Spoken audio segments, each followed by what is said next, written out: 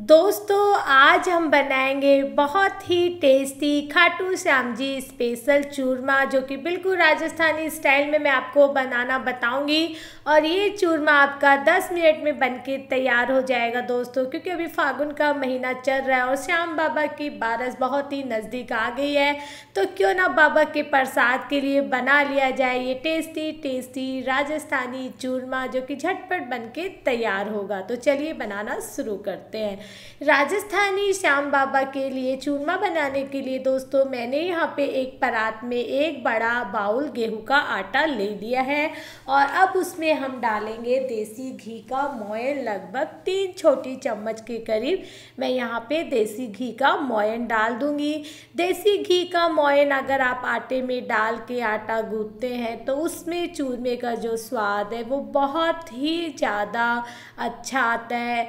आप लोग खाटू श्याम जी जब जाते हैं बाबा के भोग के लिए चूरमा खरीदते हैं, तो क्यों ना इस बार आप घर से ही बाबा के लिए भोग इस तरह से बना के ले जाए। और ये चूरमा 10 मिनट में बन के तैयार होता है दोस्तों। और थोड़ा थोड़ा पानी डालते हुए इसका आपको टाइट आटा गूंथना है, ढीला आटा नहीं गूंथना है। तो थोड़ा थोड़ा पानी डालते हुए मैं आटा गूंथ के तैयार कर लेती हूँ। तो दोस्तों इस तरह से थोड़ा थोड़ा आटा डालते हुए आपको सख्त आटा गूंथ लेना है। अब इस आटे को आपको रेस्ट करने के लिए रखने की कोई ज़रूरत नहीं है, क्योंकि ये तुरंत बना सकते हैं। थोड़ा सा घी से हम आटे को ग्रीस करेंगे और एक साफ प्लेट में मैं एक बार आटे को शिफ्ट कर लेती हूँ। तो दोस्तों हमने हाथ साफ कर लिया और आटे को भी दूसरी साफ प्लेट में शिफ्ट कर लिया। अब हम इसकी थोड़ी मोटी मोटी लोई बना के तैयार करेंगे।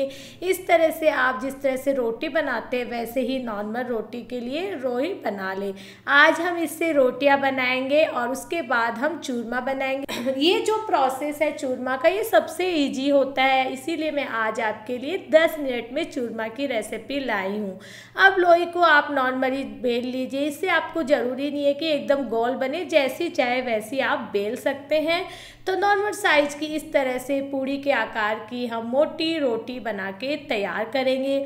फिर इसे हम सेकेंगे पराठों के जैसे। तो एक बार मैं 5 से 6 पूड़ी यहाँ पे बना के रख लेती हूँ। तो इस तरह से रोटी आपको बेल लेनी है। रोटी आपको पतली बेलनी नहीं है, मोटी बेलनी है। मोटी रोटी अगर आप बेलेंगे तभी बहुत अच्छा चूरमे का टेस्ट आएगा।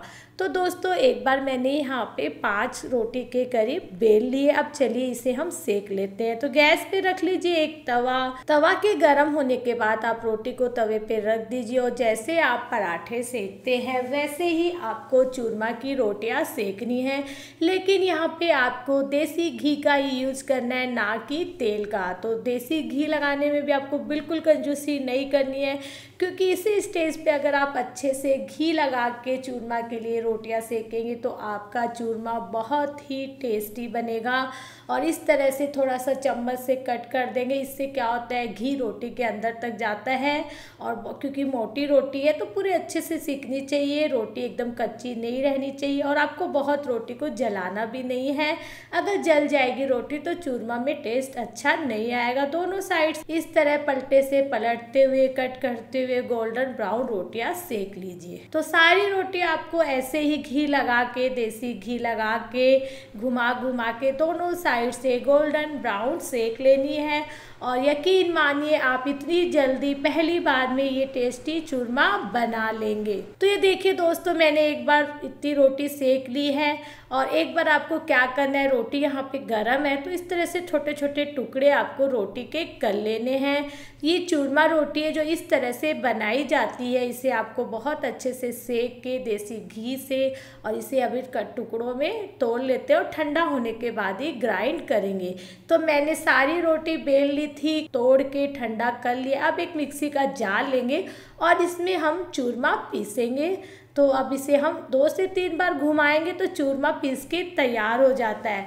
तो आपको इसी तरह से नॉर्मली दरदरा चूरमा पीसना है, क्योंकि खाटू श्याम जी में इसी तरह का दरदरा चूरमा मिलता है जो खाने में बहुत स्वादिष्ट लगता है। सारे चूरमा को आप इसी तरह से पीस के एक बड़े बाउल में या बर्तन में रख दीजिए। तो बाकी की बचे चूरमा रोटी का भी मैं चूरमा पीस लेती हूँ। तो तो पूरा चूरमा आपको इसी तरह से मिक्सी ग्राइंडर में डाल के पीस लेना है। उसके बाद में हम इसमें चीनी वगैरह ऐड करेंगे। तो दोस्तों देखिए, मैंने पूरी रोटी चूरमा से चूरमा मिक्सी ग्राइंडर में बना लिया। पहले के ज़माने के लोग हाथ से कूट के बनाते थे, लेकिन अब वो सब प्रोसेस कोई नहीं करता, तो मिक्सी में बहुत जल्दी चूरमा बन गया। अब हम इसमें डालेंगे पीसी हुई चीनी।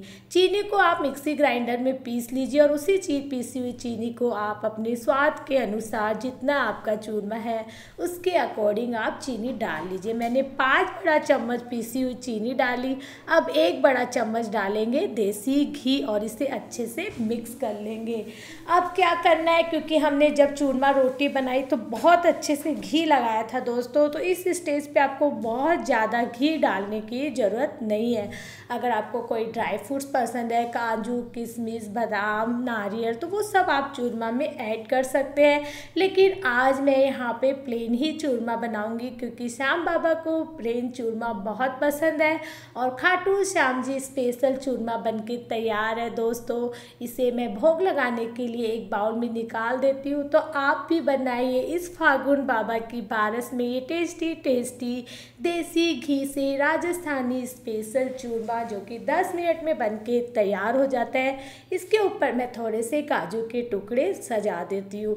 तो दोस्तों इस रेसिपी को ज़्यादा से ज़्यादा अपने दोस्तों के साथ शेयर जरूर करिएगा। मेरे चैनल मोनिका अग्रवाल को प्लीज़ सब्सक्राइब कर लीजिए, ताकि आप मेरी कोई भी रेसिपी मिस ना कर पाए। मिलते हैं न्यू रेसिपी के साथ। जय श्री श्याम।